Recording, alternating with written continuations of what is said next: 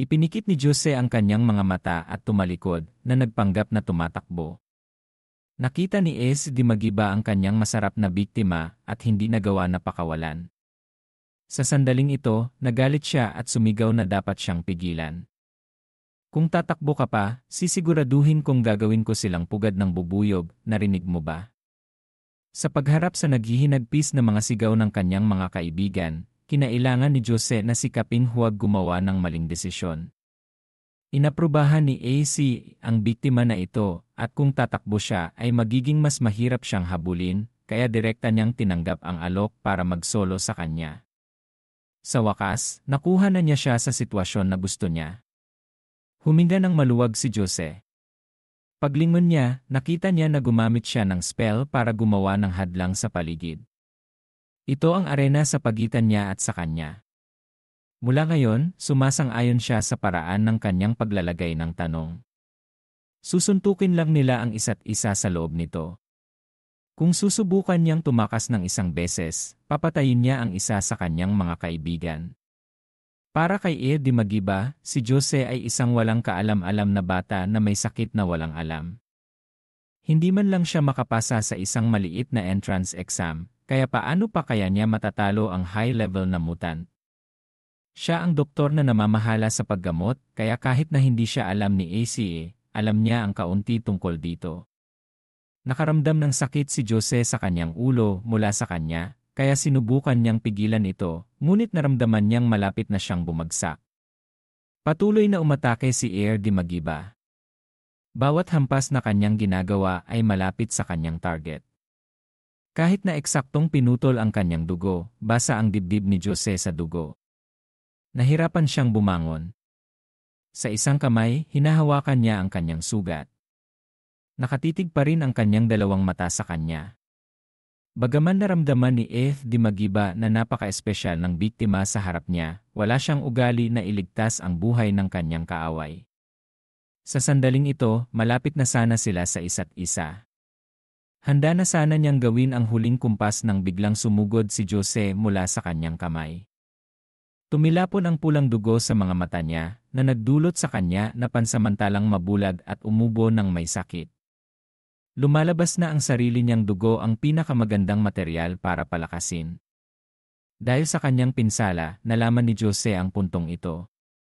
Sumugod siya at ginamit ang kanyang blood kill fist para direktang suntukin ang kanyang katawan. Si Ace di Magiba ay lumipad palayo. Ang kanyang katawan ay bumagsak sa mga tinik na usok na hindi katulad ng isang hedgehog. Ang grupo sa itaas ay gustong-gusto ito at sumigaw para humingi ng tulong. Akala nila ay tapos na ang lahat. Hindi nila inaasahan na magiging maayos pa rin si Monster, tumawa siya ng malakas at kakaiba. Ginamit niya ang kanyang mga kamay para bunutin ang mga tinik na usok, mas madali pa kaysa sa pagbunot ng damo. Ang talento mo ay suntok, tama? Malakas ang kamao mo, ngunit walang silbi sa akin. Bago pa siya matapos magsalita, patuloy na sumugod si Jose at humampas sa kanya ng ilang dosenang kumpas.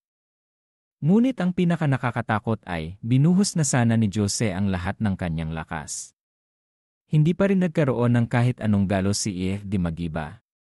Kahit na si Ace di Magiba ay isang kontrabida, hindi siya dapat bobo.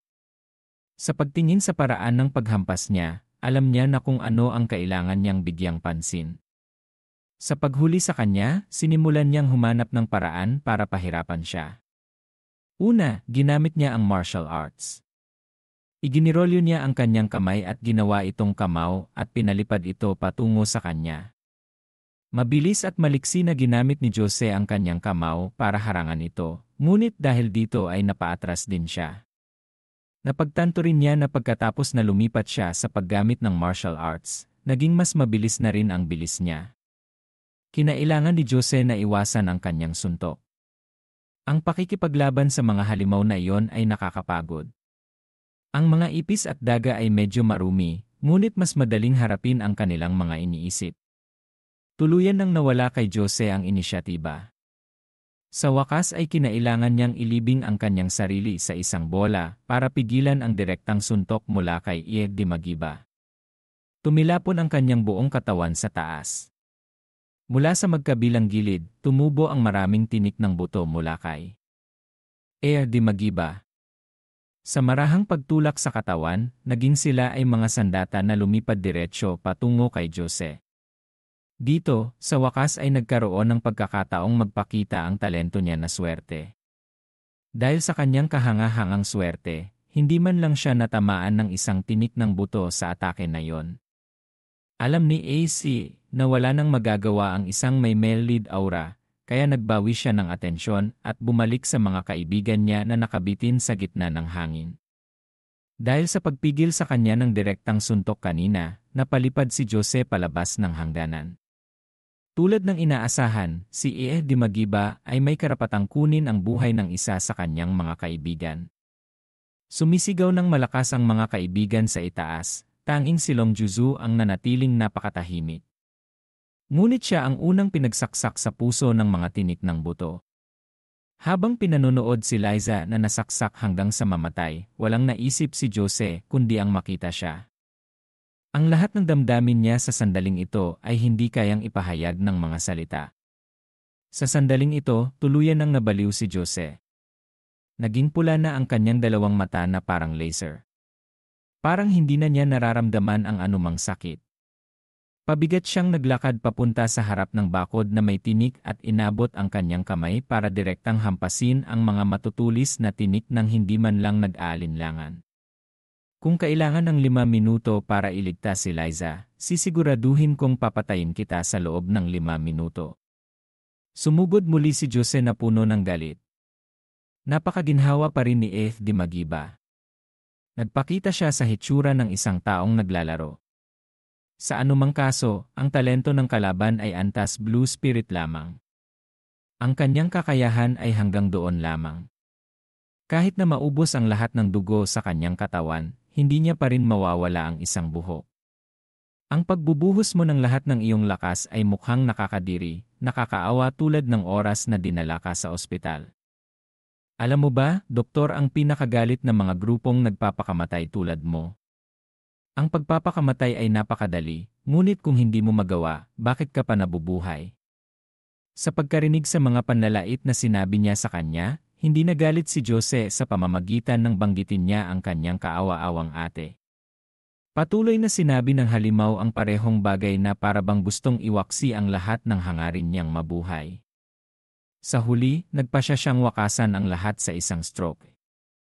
Mula sa kanyang mga palad, tumubo ang maraming matutulis na buto. Ginawa niya ang kanyang kamay at isang bagyo ng mga tinik ang tumilapon na gustong kunin ang kanyang buhay sa pangalawang pagkakataon. Nakaiwas na naman si Jose, ngunit muli na naman siyang itinulak palabas ng kumpay.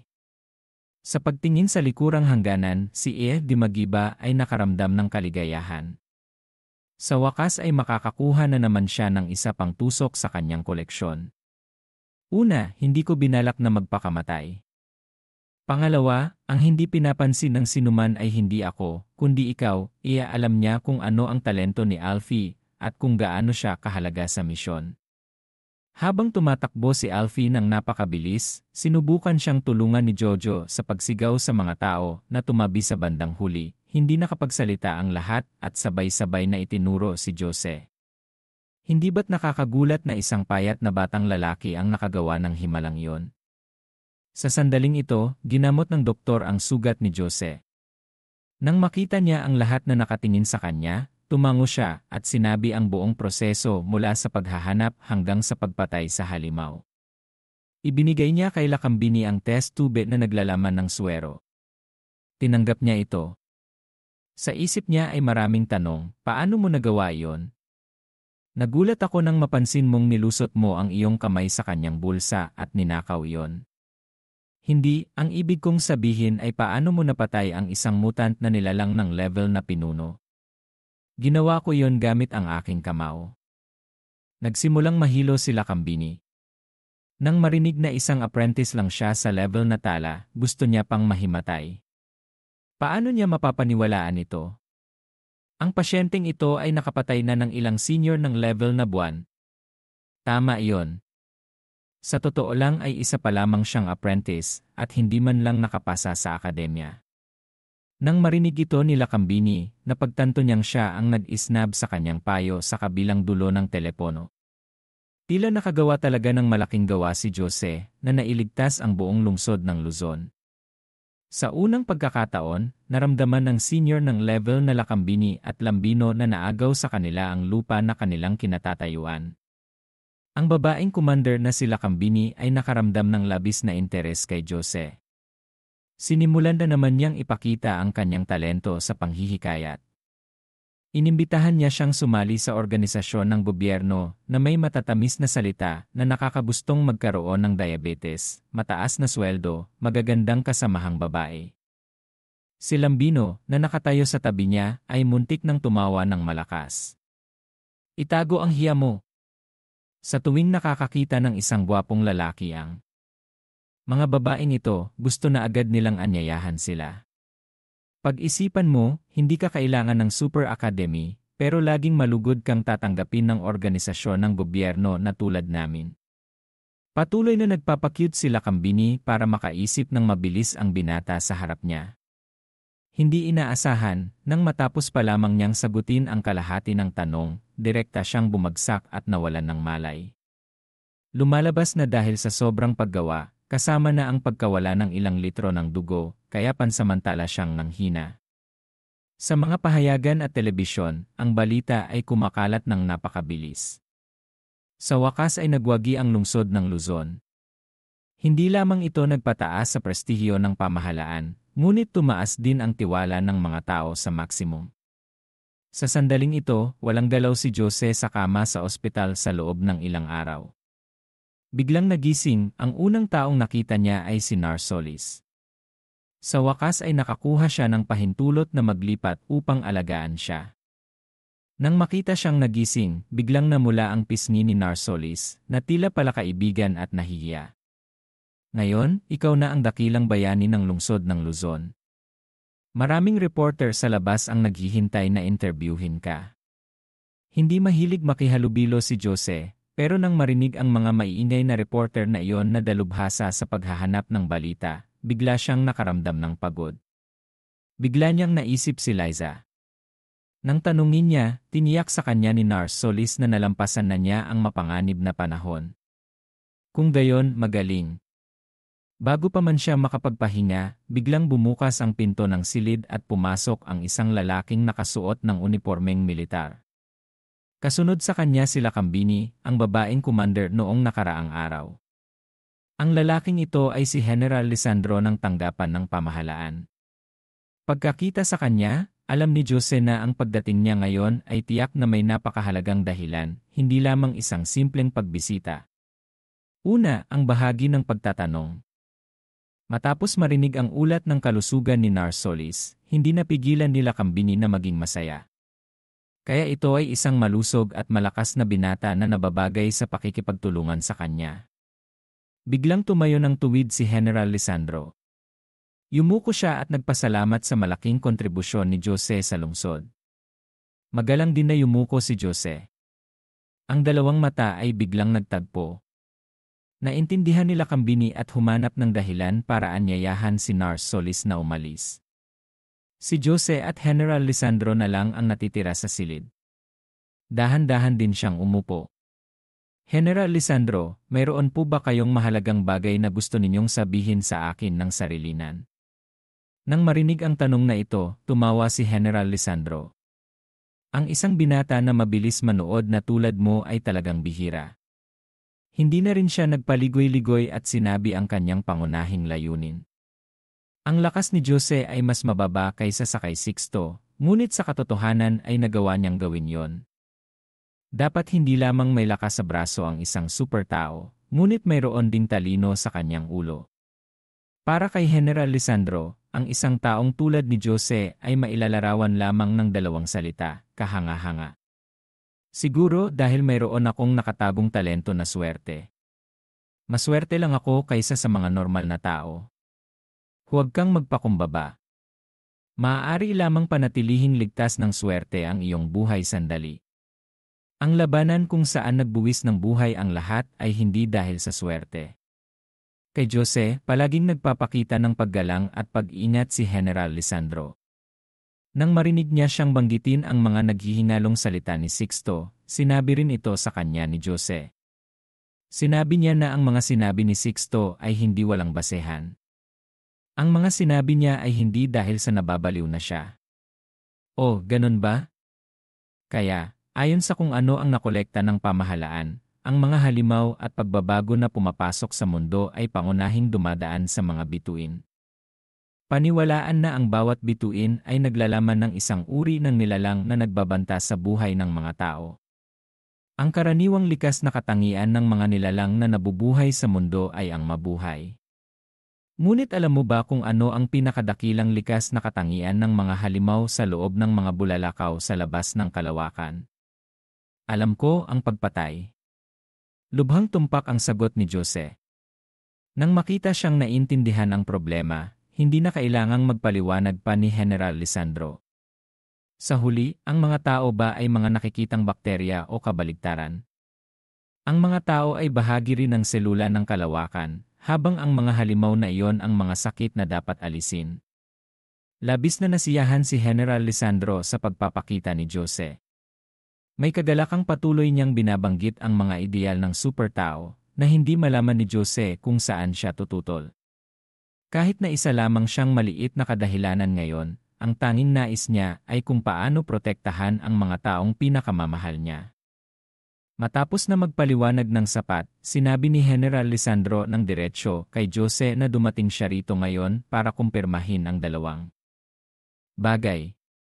Ang unang bagay, 1 taon na ang nakalipas, isang biglaang lumitaw na bituin sa langit na tinatawag na Diyosa.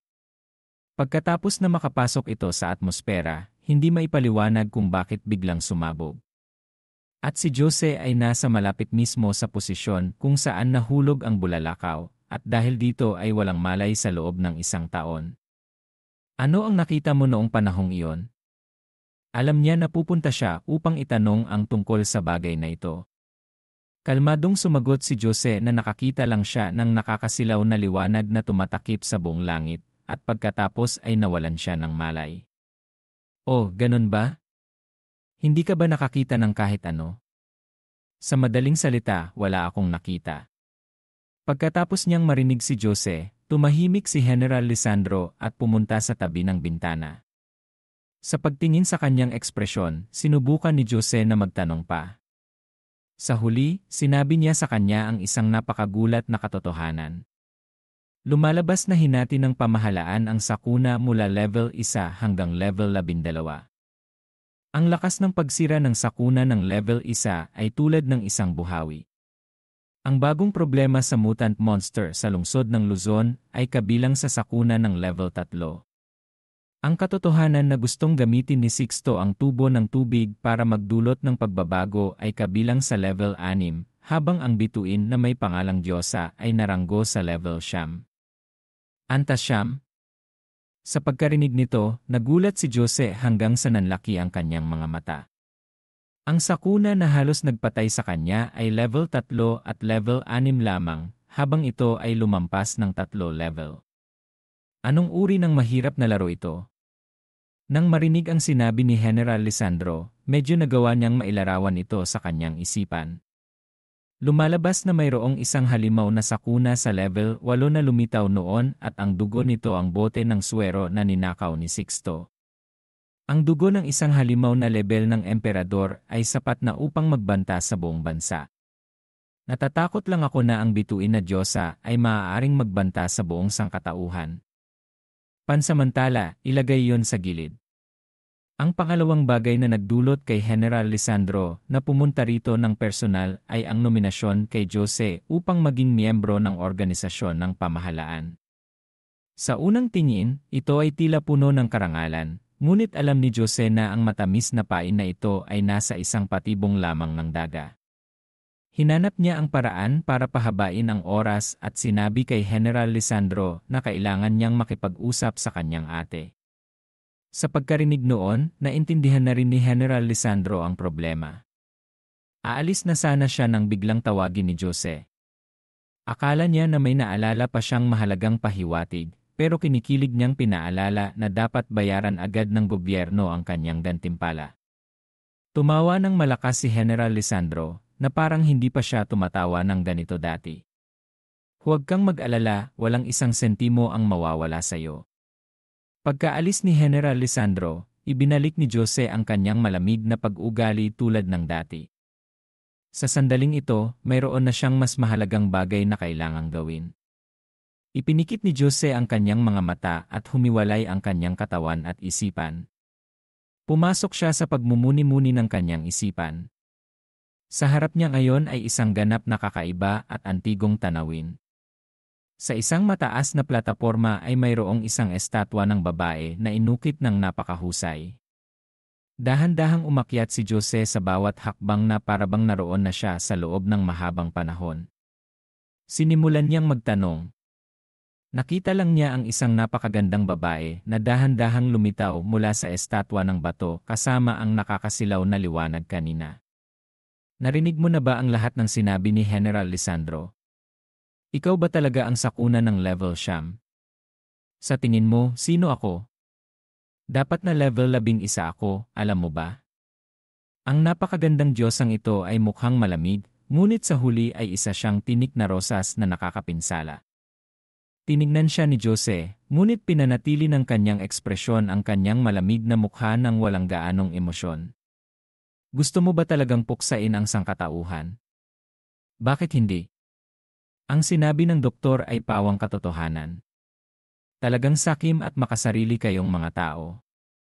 Kung gayon, talagang nakalulungkot. Hindi kita mapapayagan na lumabas. Sa pagkarinig nito, agad na sumimangot ang Diyosa. Pinuot siya ni Jose. Lumalabas na siya ang nagbigay kay Jose ng super talento at nag-ayos sa kanya ng sulok sa espasyo para pagmunihan para tulungan siyang mag-focus sa pagdaig. Sa katunayan, kung hindi dahil sa kanya, hindi matatalo ni Jose si Ia Sixto at hindi siya magiging sentro ng atensyon na tulad ngayon. Si Jose at ang Diyosa ay nasa isang estado pa rin ng symbiotic.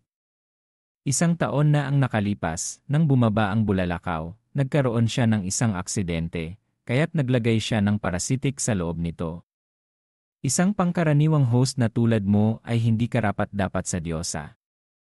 Dumutol ang Diyosa at nanlaki ang kanyang mga mata, ang kanyang buong katawan ay nanginginig. Para bang nakakain siya ng buto ng isda. Dahan-dahang. Pinagmasdan ni Jose ang taong nasa harap niya. Malinaw na sinabi ni General Lisandro na ang pinakadakilang likas na katangian ng maraming nilalang sa ibang planeta ay ang pumatay. Ngunit kung titingnan, nakikita lamang niyang mas sakim ang Diyosang ito na mabuhay kaysa sa kanya. Kung hindi, dahil alam niyang napakahina niya, bakit niya pipiliin na gawin siyang host? Huwag mo akong ikumpara sa mababang nilalang na mga halimaw. Ako ang pinakamataas na pag-iral. Ayon sa tawag niyong mga tao, ako mismo ang Diyosa, naiintindihan mo ba? Para makahanap ng angkop na host ay isang napakahirap na bagay.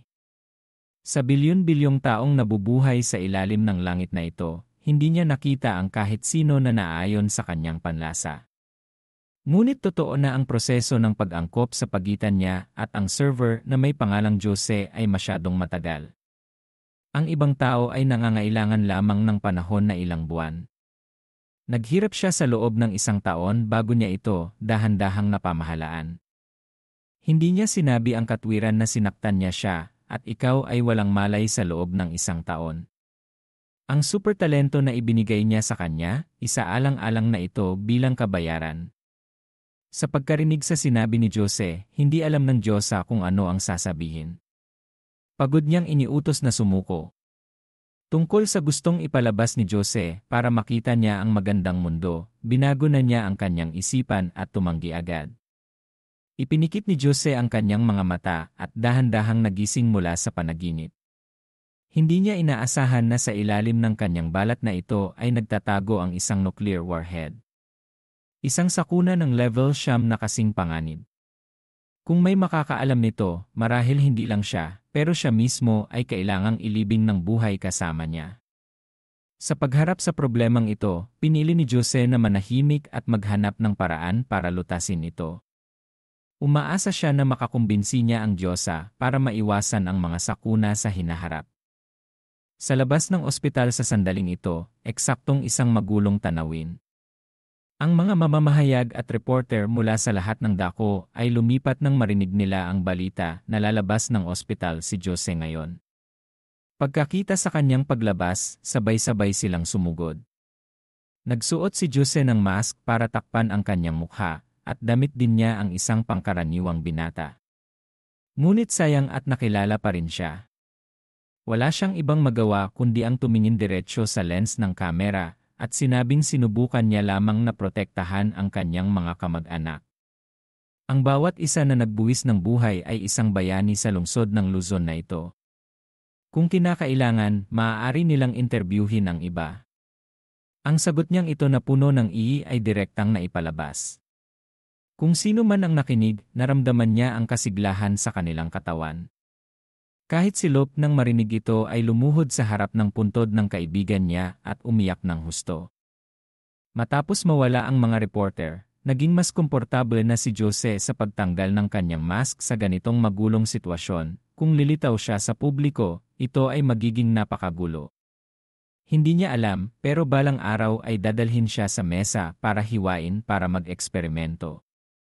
Huminga ng malalim si Jose at tiningnan ang balance ng kanyang account. Haha, napakayaman na. Dapat niyang dalhin ang kanyang ate para gumastos.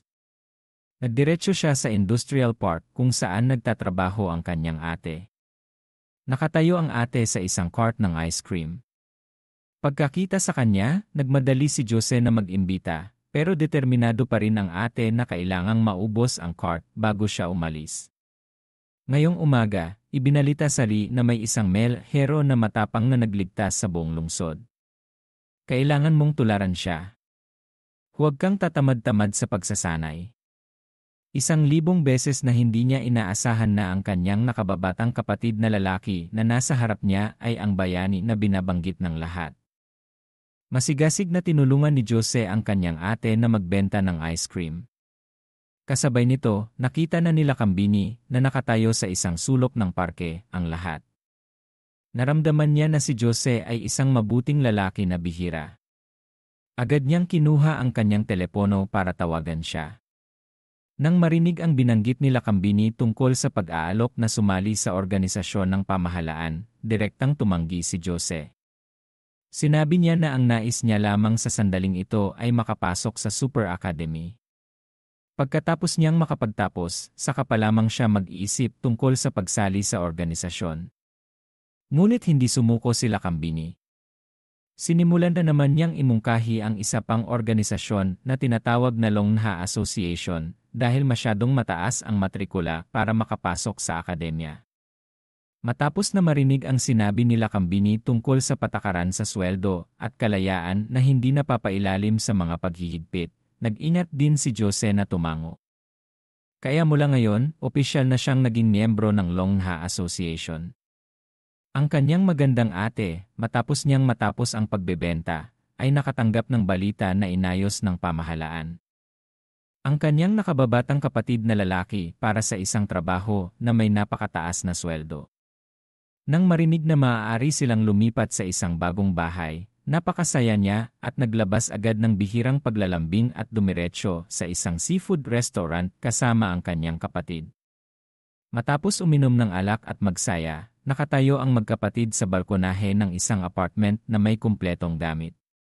Tahimik ang mukha ng kanyang ate.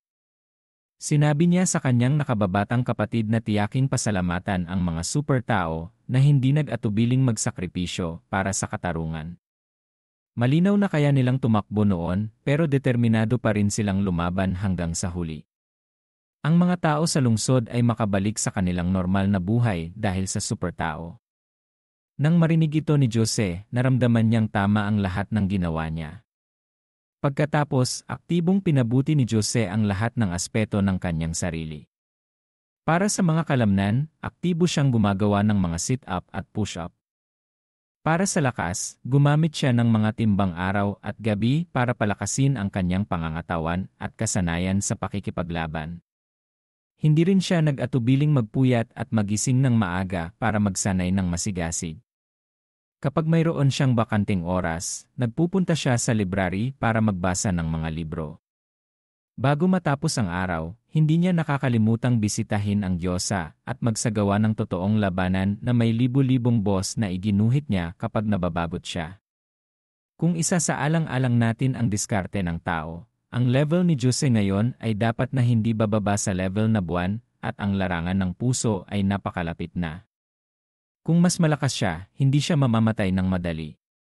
Kung magagawa niyang magpatuloy sa pag-update sa mas mataas, kung gayon ang isang tulad ni S.D. Magiba ay magiging katulad lamang ng isang langgam. Sa mundo na ito, kung makakakuha ka ng ganap na jurisdiksyon, mas tataas ang kakayahan ng isang supertao, at kabaligtaran, mas bababa ang kalaban. Sa madaling salita, ito ay tulad ng sa isang laro kung saan ang lahat ng mga panuntunan ay kapaki-pakinabang sa iyong panig. Pagkarinig nito, gustong subukan agad ni Jose para magpainit, pero napigilan siya ng babae at pinayuhan na mas mahusay na pamilyar sa kung ano ang mayroon siya kung ayaw niyang mamatay agad sa labanan. Lumipas ang isang buwan. Nagpaalam si Jose sa kanyang ate at dinala ang kanyang mga bagahe sa tren na nagpa siyang sumama sa pagsusulit. Sa sandaling ito, sa West Mountain Industrial Area ng Nanduo, hindi maipaliwanag kung bakit napakakapal ng fog. Hinawakan ng dalawang security guard ang kanilang flashlight at mahinang nagpapatrulya sa gabi. Malamig at mahalumigmig ang panahon, ngunit ang mas mahalaga, tila naglalakad sila sa isang labyrinth. Patuloy silang bumabalik sa parehong panimulang punto. Sa sandaling ito, nagsimula silang makarinig ng mga garalgal na ingay mula sa likuran nila. Paglingon nila, napasigaw ng malakas ang gwardiya nang makita ang halimaw na mukhang higanting spider na nakadagan sa kanyang kasamahan. Sa paghahanda na kainin siya ng buhay. Sumigaw siya ng nakakaawa at tumakbo nang hindi naglakas loob na lumingon. Sa pagdating sa control room, nanginginig niyang kinuha ang kanyang telepono at hindi mapigilan ang kanyang mga daliri na magkamali habang tumatawag. Bigla niyang nakita ang anino ng isang babae sa likod ng bintana. Lumapit siya, nagbabala at direktang binuksan ang pinto. Ngunit sa kasamaang palad, ang aksyong ito ay nakataas ang pagliligtas sa kanyang leg. Sa labas, hindi isang babae, kundi isang halimaw na may napakahabang buhok. Ang bawat hibla ay isang nakakatakot na galamay na tulad ni Medusa. Matapos sipsipin ang lahat ng sigla ng kaawa-awang bantay, hanggang sa maging tuyong bangkay na lamang, patuloy na nag-cosplay ang halimaw bilang isang lalaki dahil ang target niya sa pagkakataong ito ay isang babae. Sa sandaling ito, nasa tren pa rin si Jose papunta sa Nanduo. Ngayon ang panahon ng pagsisimula ng paaralan, kaya maraming mga magulang na kasama ang kanilang mga anak para magpatala. Ang pangalan ng babaeng ito ay Pilaring, isang estudyante na nakapasa sa Super Academy na may napakataas na marka sa pasukan. Kasama niya ang kanyang ina papunta sa akademya. Isa na lang oras at makarating na sila doon. Dahil sa kanyang imahe ng anak ng ibang tao, ang mga magulang na nakaupo malapit ay nagsimulang humanga sa kanya hanggang sa mahulog ang kanilang mga mata. Kahit isang batang paslit ay gustong humingi ng kanyang pirma. Nakita ni Jose ang lahat ng sinag ng liwanag na iyon. Tahimik siyang nag-isip sa kanyang isipan at patuloy na humanga sa estudyante na nangunguna sa klase. Ang tren ay tumatakbo sa riles nang biglang bumangga ito sa isang bagay at kailangang biglaang huminto.